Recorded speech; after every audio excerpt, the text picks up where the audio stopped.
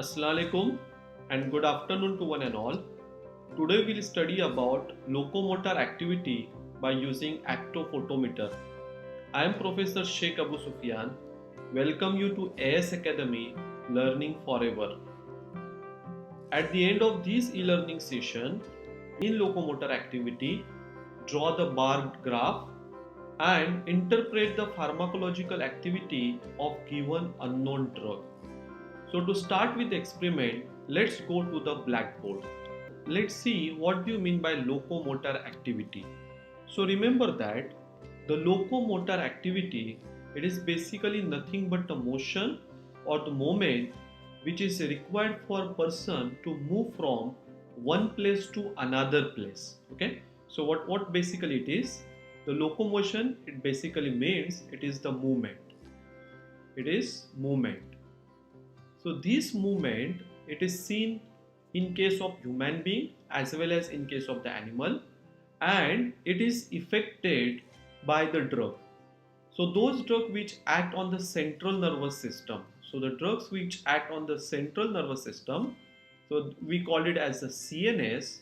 So those drugs which affect the locomotor activity. For example, if the drug which having CNS inhibition or drug which produces inhibition of the central nervous system, so in such case the locomotor activity it is decreases. So all those drugs which produces inhibition of the central nervous system, so in those cases there is decrease in locomotor activity. So I called locomotor activity as LA.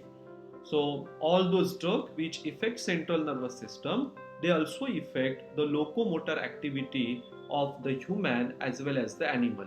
So in case of human being, if you give the CNS inhibitory drug, for example benzodiazepine or the barbiturate or antipsychotic drug like chlorpromazine, so all those drugs they produces inhibition of the central nervous system, and as a result of that it decreases the locomotor activity.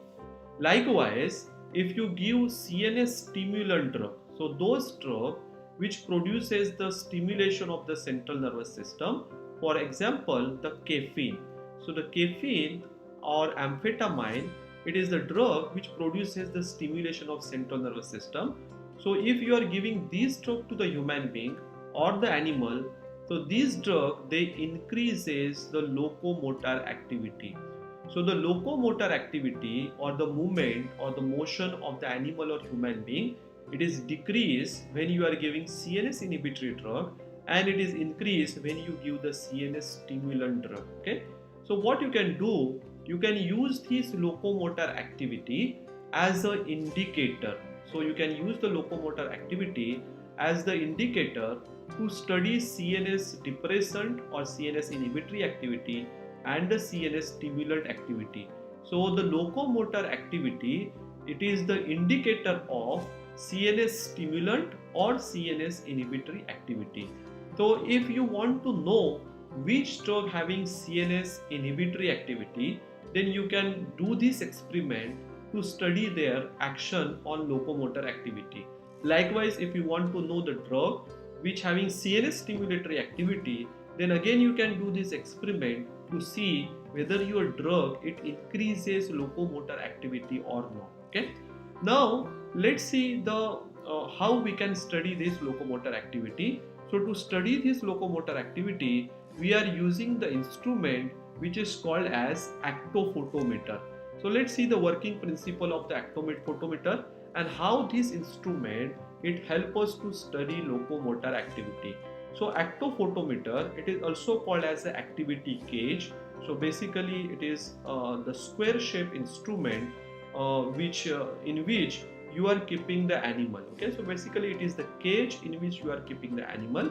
So you please excuse me for my the drawing. I am not that good in a drawing. So now you assume that this is the square shape apparatus which is called as a actophotometer. Okay, so I'm just drawing this, it having the control panel which consists of the different button. Okay, and inside that instrument, it is simply the cage in which you can keep the animal. Okay, So now in this instrument, so it is called as actophotometer, there are two devices are present. So first device, it is called as a photocell, right? So the photocells are present. So I'm just drawing it over here. So suppose this is the photocell, and exactly opposite to the photocell there are the sensors are present. Okay, so the photocells and their sensor, it is present exactly opposite to each other. Now suppose if these are the photocell, so this is, I'm writing here, it is called as photocell. So if this is the photocell, then the respective sensor for that particular photocell, it is present exactly opposite to that. So this is the photocell and this is the sensor for that particular photocell. So likewise many photocells and many sensors are present. So whenever the photocell it emit the light, so obviously photocell is going to emit the light. So when photocell it emit the light, and when this light it is fall on the sensor, there is no reading, it is recorded or in actophotometer. So actophotometer, the control panel, it consists of the different the switch, okay, and we'll see those images in the our PowerPoint presentation at the end. But just now you remember that it also consisting of the control panel which show the reading. Okay, so now I'm writing this reading as a 0. So this reading it is given in a 0. So this control panel it show the reading. So whenever the photocell emit the light and this light it is fall on the sensor, the reading it is not recorded by the counter. So basically this control panel with display, what it displays doing, it count the reading. So I called it as a counter. So no reading it is recorded when the light which is emitted by the photocell, when it is fall on a sensor, isn't it? But what happens when you keep the animal? So whenever you keep the animal inside the photo cage, so now you assume that this is the animal. So whenever you keep the animal inside the photocell, animal will have their locomotor activity. So it will keep on moving from one place to the another place. And depending upon their locomotor activity, there will be more or less movement of that animal inside the activity cage, isn't it? So now whenever animal it is moving from one place to another place, the light which is emitted by the photocell will be interrupted by that particular animal, isn't it? And now initially when light it was falling on the sensor, there is no count. But whenever there is movement of the animal, it is seen in case of actophotometer. Due to that there is interruption of this light. So now light it is not falling on the photocell, because this light it is interrupted due to the movement of the animal. And whenever this interruption it is occur due to locomotor activity of the animal, this actophotometer will start counting the reading.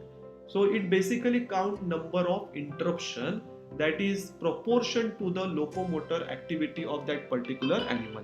Okay, so depending upon the locomotor activity, there will be interruptions of photocell, and due to that interruption of the photocell, what is happening there, there is the counting of the reading, right? So this is the working principle of actophotometer. So now let's see, I'm again going back to a PowerPoint presentation, and there I will be showing you some images of this actophotometer. So now if you can look here, this image it is of the actophotometer. Now you can see here the actophotometer, it is nothing but a simple cage, and this is the control panel which consisting of the different switch, and one display is there to show the reading, right? And this activity cage is having the lid, so that when you keep animal inside this cage, you can close that lid, so there is no disturbance to the animal, and whatever locomotion it is shown by the animal, it is actually due to their natural locomotor activity. Okay, now if you see this control panel, it consisting of the switch. So this is the switch to on and off this cage. Likewise there is the display. So display it show two reading, one it is time in minute, and second one it is the count. Now what is the meaning of this time in minute? So when you keep animal inside the cage, how much time you want to measure locomotor activity, so that you need to preset. So depending upon the protocol, sometimes it is kept 5 minutes, or sometimes you measure this activity for 10 minutes. So you can change this time by using this increase and decrease the key. Suppose if you want to set 5 minutes, then you can click this decrease key to reduce the time. Or if you want to again increase this reading, then you can use this increase key to increase or to set the minutes for more time, isn't it? So you can preset the reading, maybe 10 minutes or 5 minutes or 15 minutes, depending upon your protocol. So suppose we have selected the 10 minutes, it means we want to measure the locomotor activity for 10 minutes. So we'll set this 10 minutes and we'll keep animal inside the activity cage, isn't it?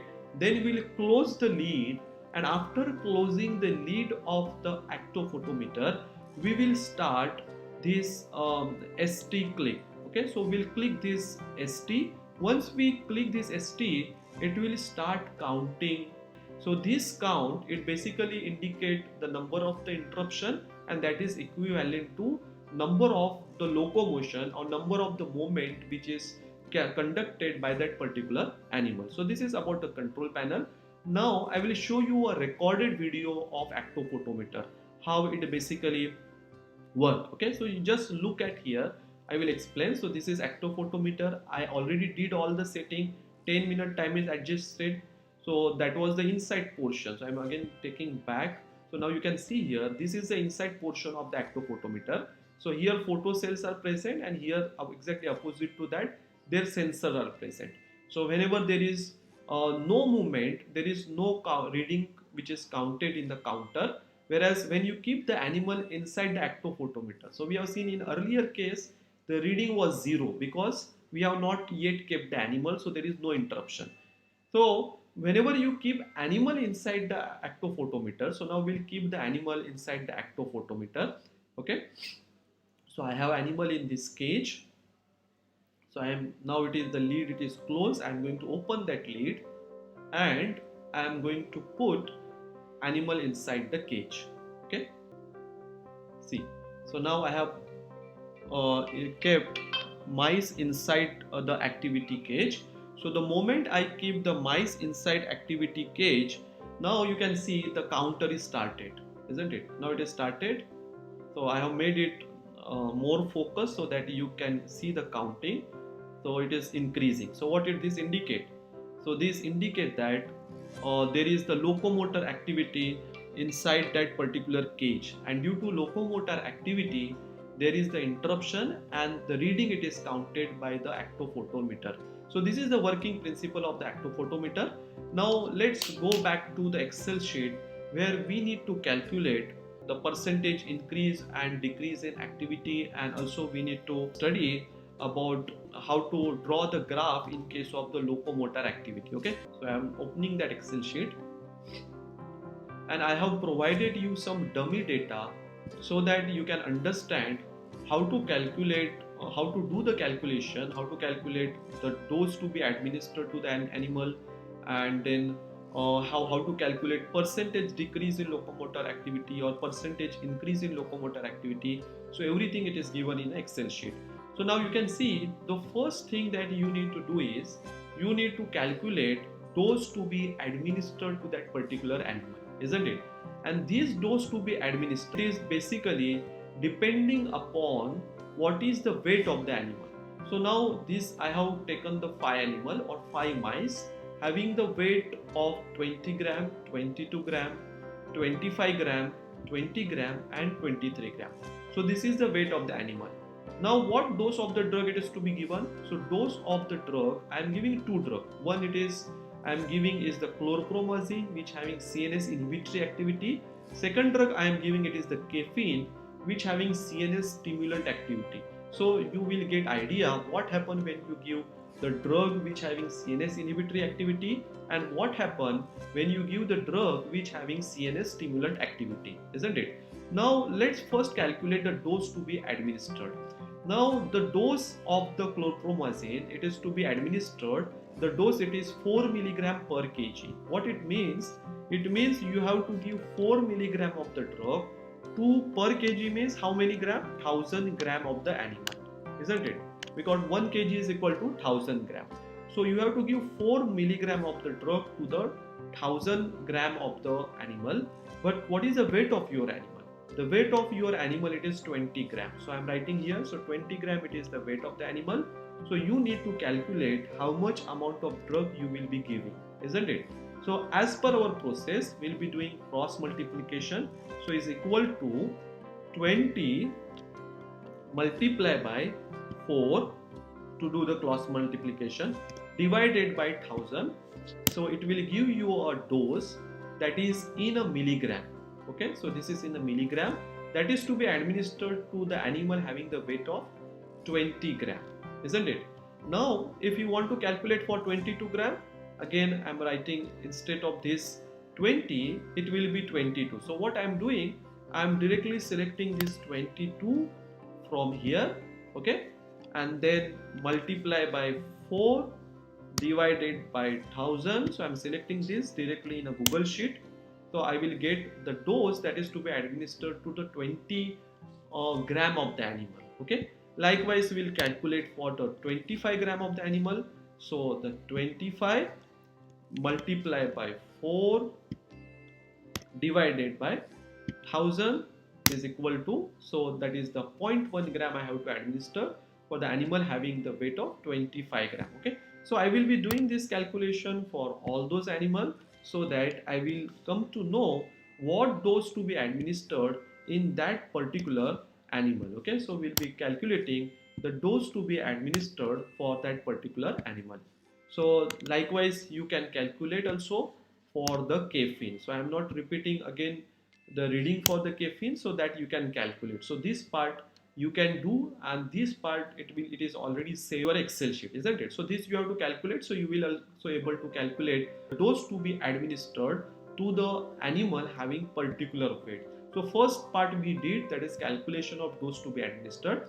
Then what we have done after this protocol, once we have calculated dose to be administered, after this we'll be seeing their activity in actophotometer. So we test this activity, locomotor activity, before the treatment and after the treatment, isn't it? Now before giving the chlorpromazine, we have kept these individual mice inside activity cage, and we have counted that number of locomotion, isn't it? So the locomotion counted, or locomotor activity number, it is counted. So suppose if this number it is coming 135, 164, 140, 155 and 160. So this reading it is coming before treatment with the drug, isn't it? So before treatment with the drug, this reading is coming. Now when you give the drug to the animal, now what drug you have given? You have given the chlorpromazine. And what is the action of the chlorpromazine? Chlorpromazine, it produces the inhibition of the central nervous system. So due to inhibition of central nervous system, it produces the sedation. And what happens when you feel sleepy? Do you have more activity? No, your activity will be reduced. So now you can see in same animal, the before treatment with the chlorpromazine, activity was 135, and after treatment it is coming to 69, right? So second animal it was 164, now it is coming to 84. Earlier it was 140, now it is coming to 79. Earlier it was 155, it is coming to 80. Likewise, earlier it was 160 for fifth animal, and now it is coming to 74. So what this indicate? This indicate that the locomotor activity, it is decreased after administration of the chlorpromazine. So as far as calculation is concerned, you need to calculate first average. So average, it means mean you are going to calculate. So you will be taking the average of this, so that same data you can use to draw the graph. So I am showing that how to calculate the average by using the Google sheet. So you will be taking, just dragging this, okay, and you will get the average. So now this is the average of all 5 animals. It is coming to 77.2, and this is after, and this is before the treatment. It is coming to 150.8. Okay. Now second important calculation, it come in exam, that is to calculate percentage decrease in locomotor activity. Now let's see how to calculate percentage decrease in locomotor activity. Now before treatment, whatever reading you got, now I am writing here. So before treatment for first animal, your reading was 130. So that 130 you consider as 100%. And after the treatment, what was the reading was there? It was the 69. So now for 69, how much percentage of activity it is decreased? It must be your question that you need to solve, isn't it? Now let's see how to solve this. Now to calculate percentage decrease in activity, again we are doing cross multiplication. 69 multiply by 100 divided by 130, isn't it? I'm clicking enter. So whatever percentage you got, it is 53.08. So this is 53.08, but you need to calculate it as a percentage decrease in activity. So you subtract it by 100.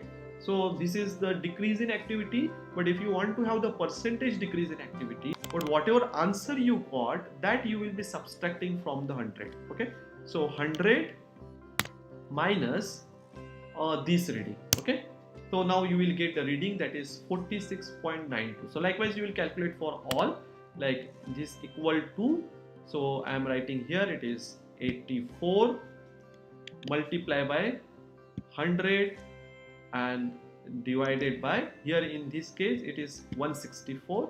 Okay, now whatever reading you got, that should be subtracted from 100. Okay, so you will get here 48.